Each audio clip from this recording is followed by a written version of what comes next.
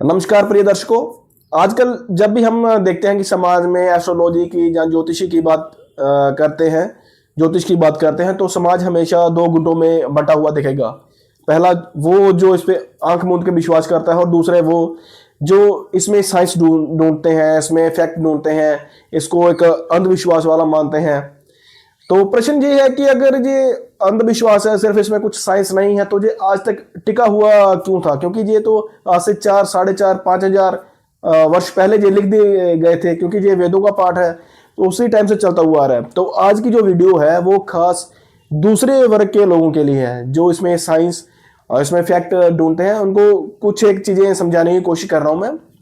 अभी ये है कि इसका हमें जरूरत क्या थी एस्ट्रोलॉजी की बनाने की, ज्योतिष बनाने की। तो इसकी हमें जरूरत पड़ती है क्योंकि उस समय ना कैलेंडर थे, ना घड़ियां थी, समय देखना, दिन कौन सा साल है, इसके बारे में कुछ काल गणना करने के लिए हमें कोई हमारे पास चीजें नहीं थी, साधन नहीं थे। हम ग्रहों को देख कर ही समझ पा रहे थे कि हम कितने वर्ष के हो गए, ये सब। तो चंद्रमा जैसे है वो पूर्णिमा के दिन इतना बड़ा क्यों हो रहा है, अमावस्या के दिन बिल्कुल छोटा हो रहा है, सूर्य पूरब से निकल रहा है, ये सारी जो घटनाएं ग्रहों आदि की थी, वही ज्योतिष का काम था उसको समझना।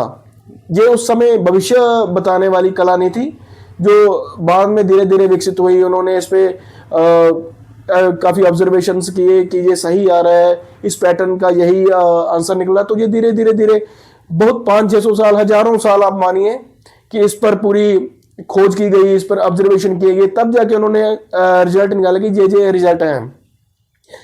अभी ऐसे साइंसदानों ने हमें बताया है कि जो ज्वार भाटे हैं वो चंद्रमा की एक खास स्थिति पर पहुंचने पर ही होते हैं, और हमारे दिमाग में 70% वाटर है, ये भी हमें साइंसदानों ने ही बताया है।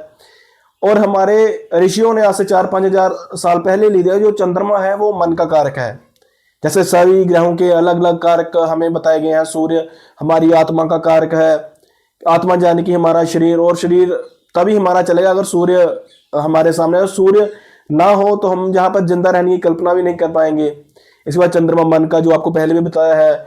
फिर जो मंगल है वो हमारे साहस का, हमारे शक्ति का ये प्रतीक है। और ऐसे ही सारे ग्रह अपने अपने अपने अपनी जो शक्तियां हैं वो बता रहे हैं, किस किस चीज के वो कारक हैं।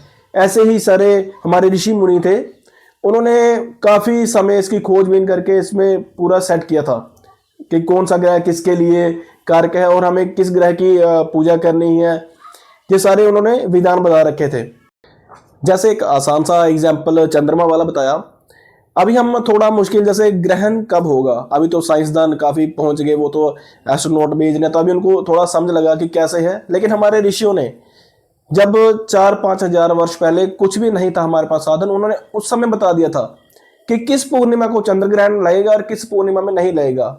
ऐसे ही सूर्य ग्रहण कब लगेगा, क्यों लगेगा, इस सारे तथ्यों की उन्होंने खोज कर दी थी। तो ये कुछ साइंस और मैथ, गणित के खेल से ही वो बता पाए थे, ये बिना साइंस के नहीं है, ये ऐसे मनगढ़ंत चीजें नहीं है। ज्योतिष में एक बहुत बड़ा ये भ्रम बना हुआ है कि ज्योतिष जो है वो सटीक भविष्यवाणी करता है। ऐसा नहीं है। जो ज्योतिष है वो सिर्फ एक संभावनाओं का ही दौर है। जैसे अगर आपके चंद्रमा खराब चल रहे हैं तो ज्योतिषचार्य कहेंगे कि आपके मन के ऊपर दबाव हो सकता है, आपको कुछ मानसिक परेशानी आ सकती है, लेकिन ये हमेशा 100% ही ट्रू हो ऐसा नहीं है। ये संभावना का ही एक शास्त्र है। जैसे किस ग्रह के कारण या किस ग्रह की स्थिति कैसी है, तो इस साल सूखा पड़ेगा, जहाँ ज्यादा बारिश होगी, इसकी संभावना है। आजकल जो फ्रॉड ज्योतिषाचार्य हैं वो आपको हो सकता है कुछ गलत इंफॉर्मेशन दे रहे हो कि ऐसे कर लो तो ये होगा, ऐसा कुछ नहीं है। ज्योतिष सिर्फ संभावनाओं का है, क्योंकि उन्होंने काफी टाइम ऑब्जर्वेशन की थी कि कैसे होगा ये। तो उनको जब रिजल्ट सेम मिलते गए तब उन्होंने उस पैटर्न को समझा था। लेकिन अब भी ये 100% श्योर कभी नहीं होता है, ये सिर्फ एक संभावनाओं का खेल है। इसमें प्योरली साइंस से गणित है। इसमें बहुत ज्यादा पढ़े लिखे जो लोग हैं वही इस चीजों को समझ पाते हैं। इस पे आप ज्योतिष बिल्कुल गलत नहीं है, ये बिल्कुल साइंस बेस्ड है, बिल्कुल फैक्चुअल बेस्ड है।